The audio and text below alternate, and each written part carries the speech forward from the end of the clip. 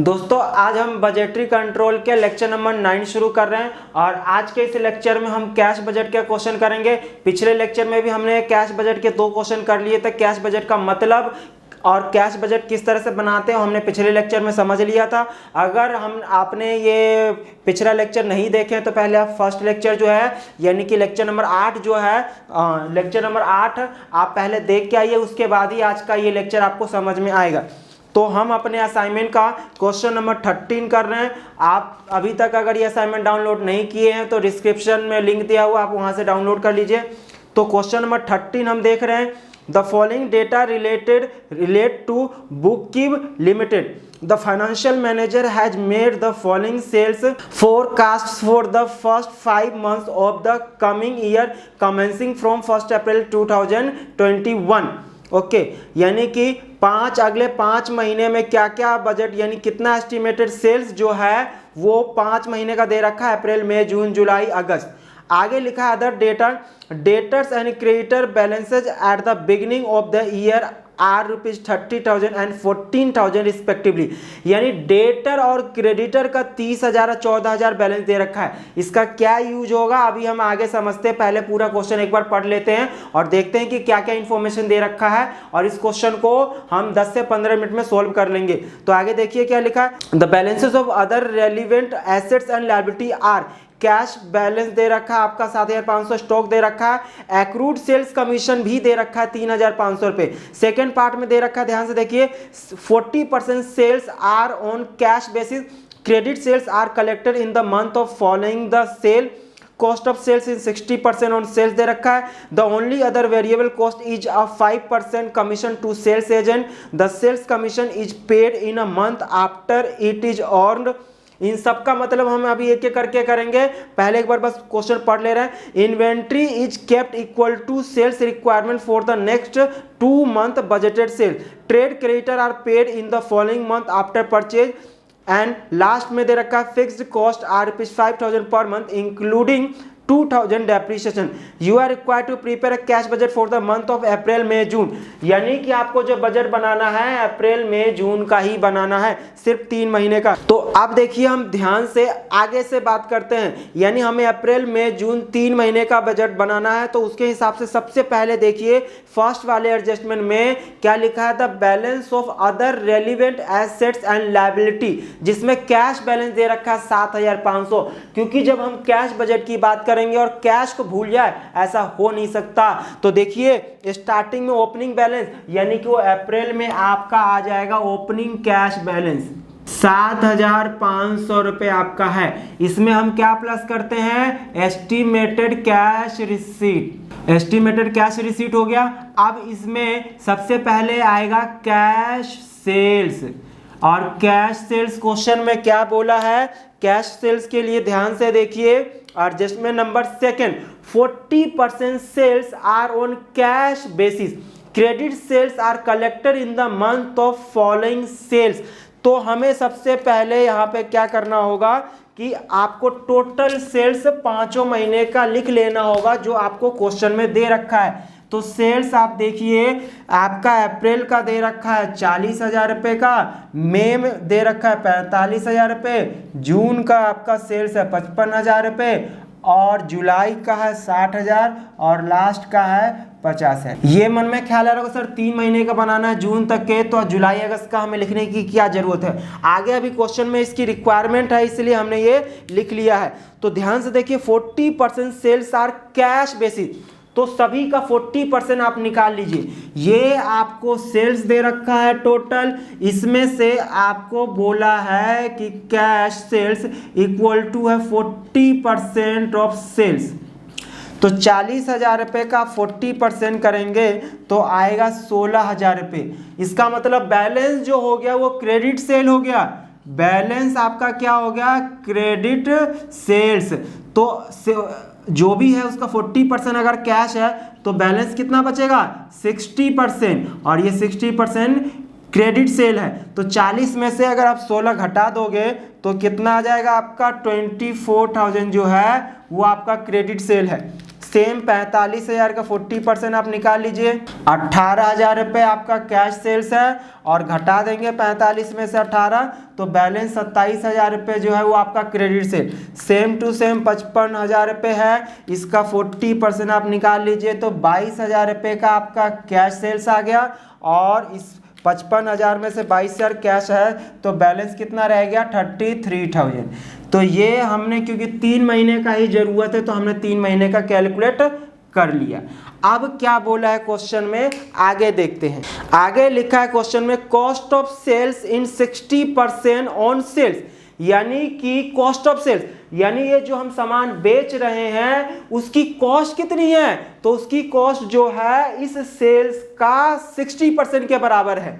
तो हम यहाँ पे कैलकुलेट कर लेते हैं कॉस्ट ऑफ सेल्स जो कि है 60% ऑफ सेल्स। तो सेम टू सेम 60% हमने ऑलरेडी कैलकुलेट कर लिए ना। 40,000 का 60% कितना है 24,000। इस 45,000 का 60% कितना आया था 27,000 रुपये। ये 55,000 का 60% कितना आया था 33,000। अब यहाँ पे आगे भी कैलकुलेट कर लो। 60,000 रुपये का 60% कितना आएगा 36,000 और ये 50,000 का आपका 60% कितना आएगा 30,000।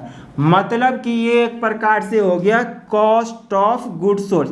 कॉस्ट ऑफ गुड सोल्स जो आपने बचपन में सुने थे वो कॉस्ट ऑफ गुड सोल्स मतलब जो सामान हमने बेचा है ना उसकी कॉस्ट। मतलब ये कि 24,000 वाले सामान को मैंने कितने में बेचा 40 में, 27 वाला सामान मैंने कितने में बेचा 45 में, 33 वाला कितने में बेचा 55 में, 36 वाला 60 और 30 वाला 50 में। ऐसा ये क्वेश्चन का मतलब है। आगे देखते हैं क्या बोला है क्वेश्चन में। आगे लिखा है द ओनली अदर वेरिएबल, ये 4th पार्ट हम बाद में करते हैं। 5th पार्ट जरा देख लेते हैं क्या लिखा है। Inventory is kept equal to sales requirement for the next 2 month budgeted sales. Inventory require यानी कि आपको क्लोजिंग स्टॉक मेंटेन करके रखनी है। ये क्लोजिंग स्टॉक कितना है हर महीने का, तो बोला है inventory is kept equal to sales requirement यानी कि फॉर नेक्स्ट 2 मंथ, अगले 2 महीना। तो जब मैं अप्रैल में बात करूंगा तो अप्रैल का अगला 2 महीना कौन सा होगा मई जून। तो यही बोला है, ध्यान से ये लाइन देखिए। इस पूरे क्वेश्चन का ये लाइन सबसे ज्यादा इंपॉर्टेंट है। तो inventory is kept equal to sales requirement for the next 2 months budgeted sales. जो आपका बजटेड सेल्स यानी एस्टिमेटेड सेल्स है तो वो सेल करने के लिए अगले 2 महीने सेल करने के लिए आपको कितना इन्वेंट्री रखना पड़ेगा ये बोला है। तो कितना यानी कि आपको इतना तो हर महीने बेचना है कॉस्ट ऑफ सेल्स, और उसके बाद आपको क्लोजिंग स्टॉक भी मेंटेन करना है, क्लोजिंग स्टॉक रिक्वायर्ड। अब बताइए कि क्लोजिंग स्टॉक जो है बोला है कि अगले 2 महीने जितना सेल्स हम करेंगे ना उसका उतने के बराबर हमको क्लोजिंग स्टॉक मेंटेन करना है। तो अगले 2 महीने सेल्स कितना 45-55, तो क्या 45 और 55 का सम कर देंगे तो आपका 90,000 रुपये जो आएगा 1 लाख रुपये आएगा।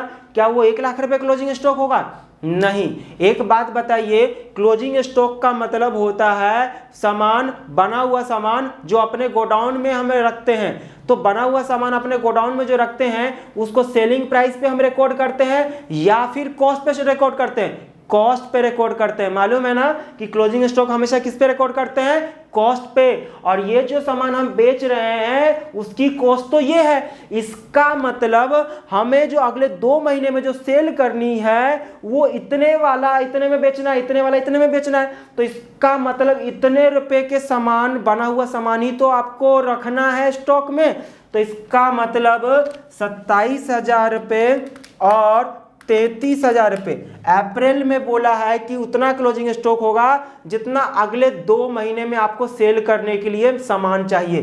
तो अगले 2 महीने में कितने का चाहिए? 60,000 रुपये का। कमाल है। और जब मैं मई में आऊंगा तो मई में बता सकते हैं कि अगले 2 महीना कौन सा? ये जून और जुलाई वाला। तो इसका मतलब 33,000 और 36,000 रुपये। तो कितना आ गया यहाँ पे 69,000 क्लोजिंग स्टॉक मई में। और जब जून में आएंगे तो जून का अगला 2 महीना कौन सा होगा, जितना कि जुलाई में और अगस्त में जरूरत पड़ने वाली है। तो 36,000 प्लस 30,000 यानी कि 66,000। अब जरूरत पड़ा ना, हमने यहाँ पे क्यों लिखा था जुलाई अगस्त, पता चल गया।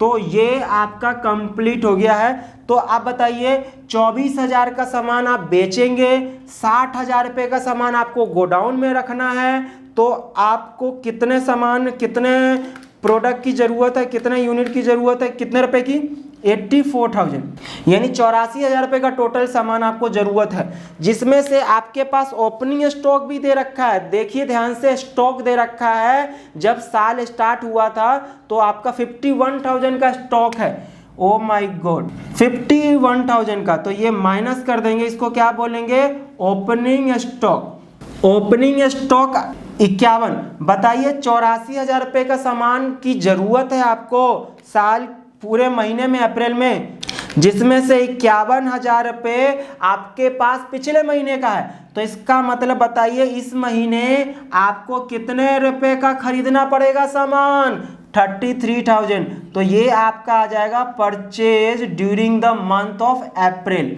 ओके, अब बताइए मई में आपका 27,000 का सामान बेचना है, 69,000 का आपको मेंटेन करके रखना है। तो ये आपका आ जाएगा 96,000। 96 में से बता सकते हैं कि मई का ओपनिंग क्या होगा, जो अप्रैल का क्लोजिंग है वही मई का क्या हो जाएगा, ओपनिंग। अप्रैल का क्लोजिंग 60 है, तो मई का ओपनिंग हो जाएगा 60, तो माइनस कर देंगे तो आपका 36, यानी मई में आपको कितने रुपए का सामान खरीदने की जरूरत है, 36। अच्छा, अब जून का देख लेते हैं। 33,000 सामान बना के बेचना है, 66,000 का गोडाउन में मेंटेन करके रखना है, तो टोटल 99,000 की ज़रूरत है। जिसमें से ओपनिंग जो मई का क्लोजिंग है आपका 69,000, वो आपका जून का क्या बन जाएगा, ओपनिंग बन जाएगा। तो आप इसमें से 69,000 घटा दीजिए तो कितना आ जाएगा आपका, ये 30,000 रुपये। तो ये 30,000 रुपये, इसका मतलब आपको क्या करना है, खरीदना है। तो ये परचेज, क्वेश्चन में कुछ नहीं लिखा है, तो इसका मतलब ये क्रेडिट परचेज है। क्या है ये, क्रेडिट परचेज है। और क्रेडिट परचेज बोले तो क्रेडिटर। तो आगे देखते हैं इस क्वेश्चन में कि क्रेडिटर का भी कुछ कहानी है। Trade creditor are paid in the following month after purchase, यानी कि जो ट्रेड क्रेडिटर है वो पेमेंट किया जाएगा उनको following month, paid in the following month after purchase. Following का मतलब होता है आने वाला महीना। तो अगर आपने अप्रैल में खरीदा है तो अप्रैल वाला पेमेंट आप कब करोगे, आप करोगे मई में। इसका मतलब मई में कितना रुपए पेमेंट करना है, 33,000 रुपये। और जो आपने मई में खरीदे हो, मई में आपने 33,000 का खरीदे हो, इसका पेमेंट कब करोगे, जून में। कितने रुपए का, 36,000 रुपये का ये पेमेंट करना है क्रेडिटर का। ठीक है, तो हमें क्रेडिटर का खेल करना देखना था। तो हम जब क्रेडिटर की अब यहाँ बात करेंगे तो ये ध्यान देंगे। तो अब स्टार्टिंग से करते हैं कैश सेल्स, देख के लिख लेना आपको, 16,000, 18,000 और 22,000 रुपये हो गया ये। दूसरा है आपका कलेक्शन फ्रॉम डेटर।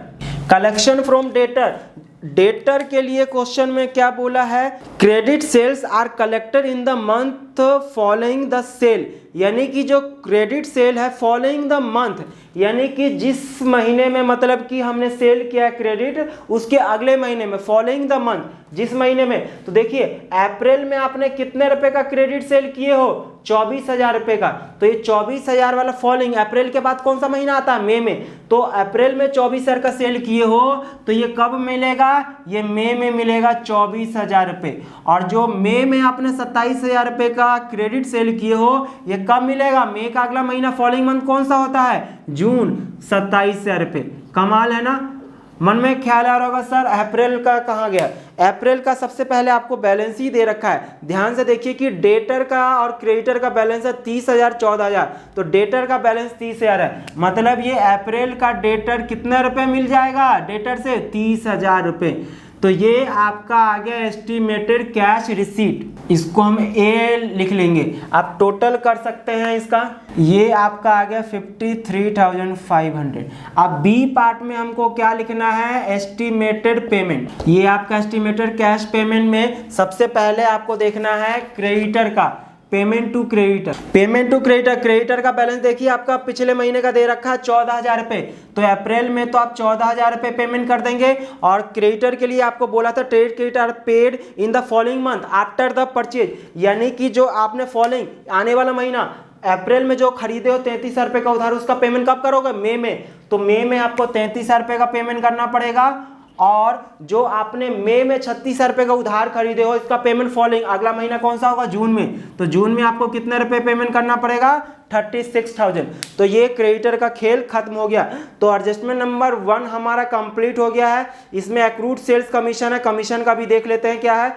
तो आप देखिए fourth adjustment, the only other variable cost is a 5% commission to sales agent, the sales commission is paid in a month after it is earned, यानी जिस महीने में ये एजेंट कमाता है उस महीने के अगले महीने में हमें पेमेंट करना है। बोला है कि जिस महीने में वो पेमेंट कर रहा है उसके बाद अगले महीने में मिलेगा। तो बताइए ये अगर अप्रैल में कितना सेल्स का कमीशन है, 5%। वेरिएबल का मतलब होता है जितना सेल्स होगा उसका 5%। तो अब आपको कैलकुलेट करना है अप्रैल का सेल्स कितना है, 40%, और अप्रैल का सेल 40,000 रुपये का है, तो इसका 5% आता है 2,000 रुपये। तो बोला है कि जिस महीने में एजेंट कमाएगा ना उसके अगले महीने में पेमेंट करना है।